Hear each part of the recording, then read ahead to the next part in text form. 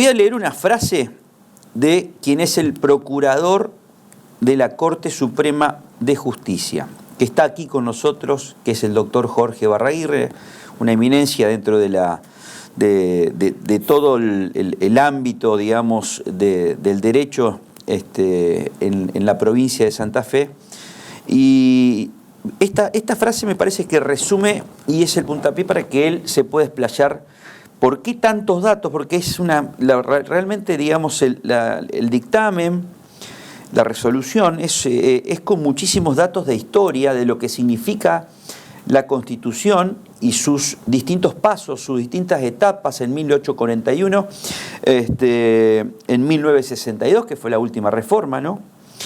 Y después le voy a preguntar cómo debería ser, en todo caso, la nueva reforma, porque él ha estudiado mucho esto. Dijo sobre la decisión del juez Mascali en el caso de Traferri, dijo: desde 1841 hasta 1962 hubo un determinado criterio y es el que refleja Mascali. Fue un poquito más. Y dijo: las formas habituales que tiene esa opinión legal es si la sentencia fue o no arbitraria, hablando de la resolución del juez Mascali. Y después agregó otra cosita más que interesante. Creo que puede ser reconstruida en términos razonables, tal vez bajo otros ideales normativos, pero a mi entender no es arbitraria. ¿Qué quiere decir eso? Que el pedido que hicieron justamente la defensa de Traferri fue admitido por el juez Mascali, pero en este dictamen, en esta resolución, no hay opinión, sino yendo directamente al hueso sobre el sentido que tiene o el espíritu que tiene nuestra Constitución con respecto a las decisiones de los jueces, es sumamente importante. Ahora, por supuesto, nos va a explicar Barraguirre cómo son los pasos procesales de esto ante el pedido de recurso y la admisión de recurso que tuvo el juez Mascali. Doctor Barraguirre, un gusto, como de costumbre. Noches, ¿cómo le va? Muy bien, muchísimas gracias por la invitación. Es importante que en estos casos nosotros tengamos una pequeña voz adicional a la que solemos los funcionarios judiciales y los jueces. Yo soy funcionario judicial, no soy juez. Pero para poder explicar, a lo mejor con un lenguaje más accesible, con un lenguaje más claro, qué es lo que estamos diciendo en términos jurídicos. Y lo que usted ahí estaba relatando es parte de lo que yo diría, hay como 4 bloques argumentativos, porque me pareció interesante tratar de sacarlo de esta famosa frase del mundo profesional de uno, del mundo de los profesionales del derecho, del mundo de la abogacía, como que una biblioteca para un lado y otra, o media biblioteca para un lado y media biblioteca para el otro. La utilización, digamos, de criterios. Que siempre hay cuestiones de criterios, yo creo que sí, hay una tradición teórica o filosófica sobre la manera de resolver lo que se llaman casos difíciles. Y esto me parecía que en términos político-institucionales tienen un enorme impacto, pero no me parece que sean casos en donde tenga que haber mucha opinión. Me parece que lo que lo caracteriza como caso difícil es tratar de reconstruir estos bloques constructivos, estas especies de ladrillos argumentales, esta especie de datos que tiene que tener el decisor para poder obtener una decisión razonable. Y en este sentido lo que digo es que desde 1841, que es la primera constitución post-Brigadier López, para que entendamos lo largo de nuestra historia constitucional, hasta 1962, la decisión del doctor Mascali, del juez de Cámara de Rosario, del Colegio de Jueces de Cámara de Apelación de Rosario, es constante, está de acuerdo con toda esa tradición, esa historia constitucional, salvo en 7 años que van desde 1856 a 1863, en donde la Constitución del 1856, dejó de lado el requisito del juicio público a los funcionarios, a las personas que cuentan con fueros funcionales para poder bien ejercer su función pública, ¿no? ¿Qué es lo que establecieron estas constituciones? La de 1841, la de 1863, la de 1883 y la de 1900. Esencialmente que los funcionarios con fueros debían ser juzgados por las salas de representantes y luego por la legislatura en juicio público. Para poder llegar a juicio público, obviamente que los miembros de la sala de representantes y luego de la legislatura debían contar con una investigación hecha y derecha. La idea del juicio público presupone el agotamiento de las medidas de instrucción, que era como, digo, el público debe estar a lo mejor muy habituado a este lenguaje, porque era lo que supuestamente hacían los jueces de instrucción antes de la reforma. Entonces, para poder llegar al juicio, había que tener agotada lo que hoy denominamos la investigación penal preparatoria. Y esto, si bien se rompe esa tradición constitucional en 1962, porque no hay más juicio público, el otro dato histórico muy, muy fuerte es que esa misma generación que desprendió la tradición constitucional de lo que venía siendo, la generación esencialmente, si usted quiere, de la Unión Cívica Radical Intransigente, que luego se hace en el año 73, 11 años después, vuelve al gobierno democrático el doctor Carlos Silvestre Beñez, con otra alianza política, con otra denominación, pero básicamente son, o es el mismo elenco gobernante que comanda la constituyente. Ellos, en la legislatura, haciendo una especie de interpretación auténtica de lo que habían escrito en el 62, igualan, ecualizan, hacen como si fuera un sinónimo, si usted quiere, entre proceso y auto de procesamiento, porque cuando sancionan el Código Procesal Penal, la 6740, esa misma generación, vuelvo a poner el acento ahí porque es muy importante no perderlo de vista, interpretan que la inmunidad de proceso juega a partir del auto de procesamiento, lo cual le daba un amplio espacio procesal a los viejos jueces de instrucción de la provincia de investigar a todos aquellos que tenemos algún fuero funcional para proteger nuestra buena función constitucional. Ahora, más allá de que... ¿Se entiende, Rodrigo? Sí, eso, sí, digamos? sí. Es decir, los mismos que desprendieron esa tradición constitucional dijeron, ¿en qué momento los fueros son un obstáculo? A partir del auto de procesamiento. Y en este caso... para dar más datos, artículo 312, a los funcionarios que tenían fueros especiales, legislativos, artículo 313 del viejo código, a todos aquellos que requerimos de un antejuicio. Esto quiere decir, como para pasar mucho más en limpio, digamos, para a ver si estoy errado o no, que la inmunidad del fuero, digamos, de parlamentario... De proceso, porque hay tres. Claro. De arresto, de opinión y de proceso. Lo que está en discusión es esta tercera de proceso. De proceso. O sea, de opinión queda resguardado. Absolutamente. Que es lo que el legislador, el parlamentario puede decir. Tal cual. Es inconcebible que un parlamentario pueda tener alguna sanción por sus opiniones en el Parlamento. El tercero... el arresto, lo mismo. No se lo puede arrestar. Es cancelar su función de parlamentario. Pero ahora, sí se lo puede procesar. Pero sí de proceso, no se lo podía procesar, pero sí se lo podía investigar.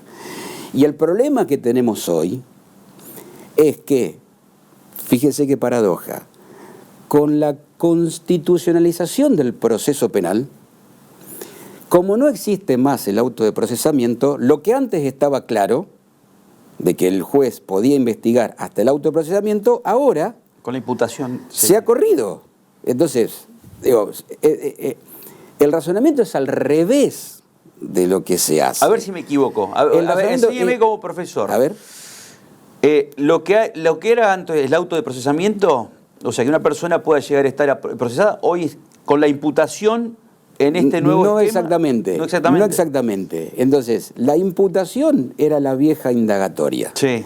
Después venía de tomar la indagatoria, se preparaban las medidas, etcétera, se indagaba y el código, digamos, seguía secuenciando y decía, bueno, antes de procesar usted tiene que indagar. Entonces, se le ponía como un límite al procesamiento que no podía ser más allá de los 10 días de la indagatoria. Traducido hoy, si usted quiere, con algún paralelismo, 10 días después de la audiencia imputativa. ¿Sí? Pero está claro que en la vieja estructura procesal usted podía tener investigación preparatoria penal o investigaciones preliminares, si usted quiere, ¿no? La paradoja, ¿cuál es? Que habiendo ajustado el proceso a Constitución, parece que el proceso penal, una ley procesal, tiene impacto sobre la Constitución, y es al revés, por lo menos sí, ya la para los que el seniano, para lo que se enseña en la facultad de que hay una pirámide jurídica, es la pirámide del derecho. Es la Constitución la que tiene que tener impacto en el proceso, y no el proceso, o sea, en la Constitución. cúspide, que es la Constitución, o sea, es la que... Es la que nos marca el resto. Y ahora, acá, como no tenemos más el procesamiento, entonces decimos, bueno, perfecto, extendimos automáticamente, al no tener el auto, extendemos los fueros. Bueno, eso jurídicamente no es sostenible. Una de las razones es este argumento histórico, constitucional y penal. Voy al hay hueso. Dos argumentos adicionales, pero bueno. Doctor, voy al hueso. Hay una investigación de dos fiscales de la Agencia Criminal Organizada y el juez... Un juez de Cámara. Llama indagatoria. Autoriza Que llame a llamar al senador Armando Trasferri. Trasferri, con la interpretación que usted acaba de dar, con muchísimos datos de historia y sobre lo que significa, digamos, esta pirámide del derecho y que la Constitución está por encima de estos recursos, digamos, que por ahí se piden a partir de decisiones judiciales, ¿no? Exactamente. Bien lo explicó. ¿El senador Trasferri debe presentarse a la indagatoria? Está suspendido porque el efecto de admitir su recurso del señor senador, la Corte debe resolver. Recién hay un dictamen mío, no vinculante. La Corte lo puede tomar como guía o puede perfectamente no tomarlo como guía. Y una vez que los ministros de la Corte se expidan, se va a conocer con ciencia cierta qué es lo que va a pasar. Yo no sé la parte perdidosa, qué es lo que va a hacer, pero todavía hay un escalón más. Está bien. Esto es la cuestión procesal, digamos, de que lo que va a pasar el próximo paso, Rodrigo, es la Corte Suprema. Corte Suprema de Nación. Habrá que ver si lo impulsa primero provincial y si le toca... Primero va a la provincial. Y eventualmente, si a una parte está en desacuerdo, bajo ciertas condiciones, ciertas características que tiene que tener la decisión de la Corte, uno la puede desafiar o Ahora, cuando no. Usted me dice es no vinculante, pero lo pueden tomar como guía, usted lo que manifiesta, digamos, dentro del espíritu de esta interpretación, de esta argumentación, el senador Trasferri debería estar, ser indagado, digamos, en una imputativa. Yo creo que no hay un obstáculo legal para que los fiscales lleven adelante la audiencia imputativa. Yo tengo esa íntima convicción, pero la expreso jurídicamente. Es decir, hay un segundo bloque argumentativo. Aquel que sea escéptico, que razonablemente pueden ser escépticos frente a la historia constitucional y procesal penal que presenta mi dictamen. Nadie está exento de equivocarse y de haber perdido algún argumento o algún dato histórico relevante en el camino.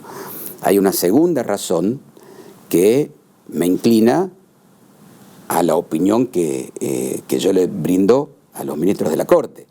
Esta segunda razón es que nosotros, aún en la etapa de mayor desintegración estatal, que fue la Confederación Argentina entre 1831 y 1853, porque el Acuerdo de San Nicolás es 52, pero hasta que no tener Constitución nosotros no fuimos Estado federal, fuimos una confederación. Hasta que llegamos a Santa Fe, imposible. Exactamente, pero desde el Pacto Federal del 4 de enero del 31 hasta la sanción de la Constitución, nosotros fuimos una confederación. Hay que recordar, el que quiera recordar el origen, básicamente, digamos, es la disputa que tienen las tres provincias del litoral, Entre Ríos, Santa Fe y provincia de Buenos Aires, muy rápidamente así, sobre la Liga Unitaria que comandaba el general Paz. La anécdota de...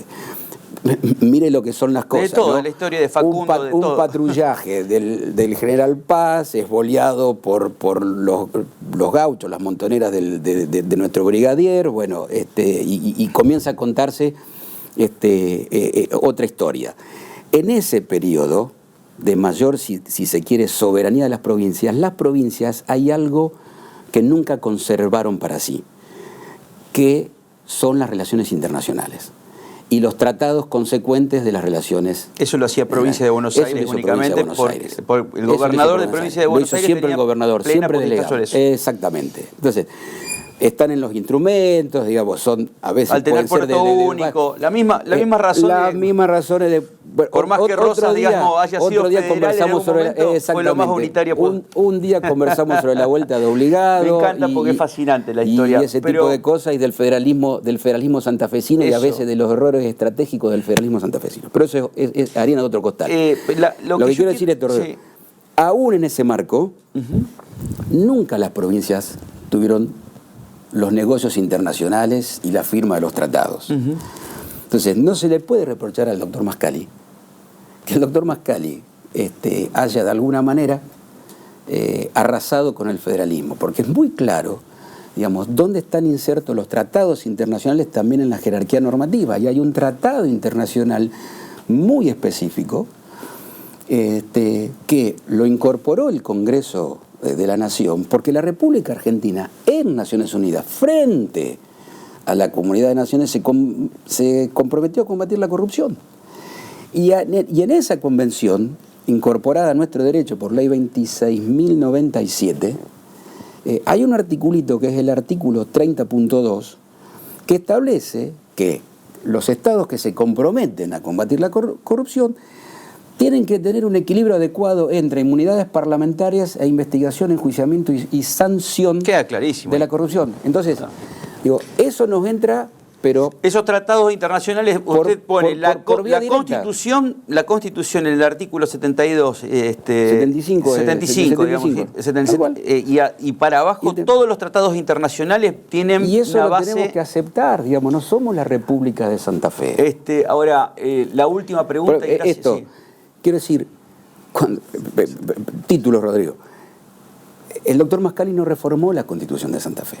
Después hay un montón de salvaguardas que yo llevo adelante en el dictamen para que no se confundan qué tipo de tratado se debe importar para restringir los dispositivos y la arquitectura de poder nuestra. Te recordará de que hubo un intento de invocar tratados de derechos humanos para obtener reelecciones, ese tipo de cuestiones. Entonces digo, no, momento. Tratados de derechos humanos no van. ¿Por qué? Porque los tratados de derechos humanos son para limitar el poder, no para que el poder invoque los tratados de derechos humanos en su favor. En cambio, este no es un tratado de derechos humanos, este es un tratado sobre la arquitectura del poder y las restricciones que tienen que tener los dispositivos de poder de los estados signatarios de esos tratados internacionales. Le queda claro al televidente que no está viendo también que aquí hay una inmunidad exclusivamente parlamentaria para hablar, opinar y no ser arrestado, pero no poder, no se le permite al legislador, al parlamentario, no ser investigado.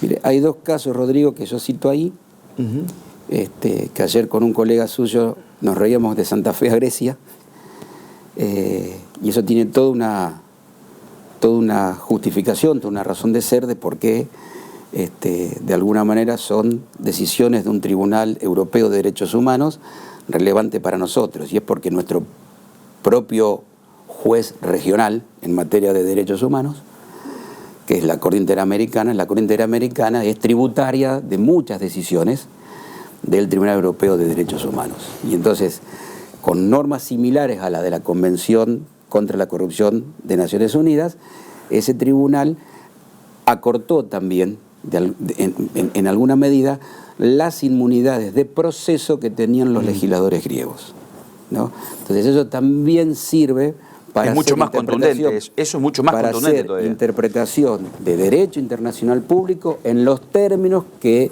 nos manda a todos los funcionarios firmantes, o a todos los funcionarios de los países signatarios del Tratado de Viena sobre Derechos de los Tratados. Desde este la dictamen, Convención de Viena sobre Derechos de los Tratados, la que última, indica, perdón, sí, cómo interpretar.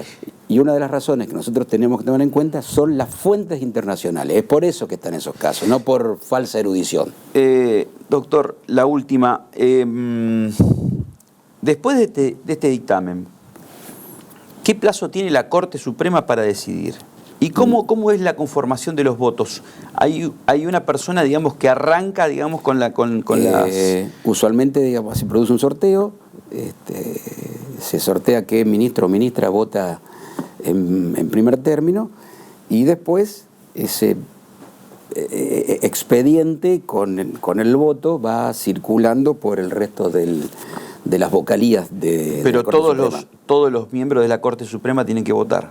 Supongo que van a votar todos, sí. Yo creo que, digamos, son esas oportunidades donde cada ministro, conozco a cada ministro. ¿Alguna vez vio un caso así? En la provincia de Santa Fe. Que se discuta tan estudioso que es de la historia de la provincia de Santa Fe. Que se discuta la constitucionalidad de una norma constitucional, no hay muchos antecedentes. Lo que yo cito en el dictamen son 5 de la Corte Nacional. La Corte Nacional tuvo oportunidad de pronunciarse sobre la constitucionalidad de las constituciones provinciales. Perdón, usted me está diciendo que acá en la provincia de Santa Fe nunca hubo algo así. Que yo recuerde, no. Que se discuta la constitucionalidad de la Constitución, no. Increíble. Doctor Barraguirre, siempre es un gusto. Muchísimas gracias, Rodrigo, y bueno, para la próxima. A disposición, como siempre. Muchísimas gracias a usted. Discutamos un poco sobre esa época del federalismo, ¿no? El federalismo de Santa Fe. ¿Qué era Rosas, no? Es la gran incógnita que nos tiene que quedar a todos en el algo. ¿Por qué nos valíamos a Rosas? Muchísimas gracias.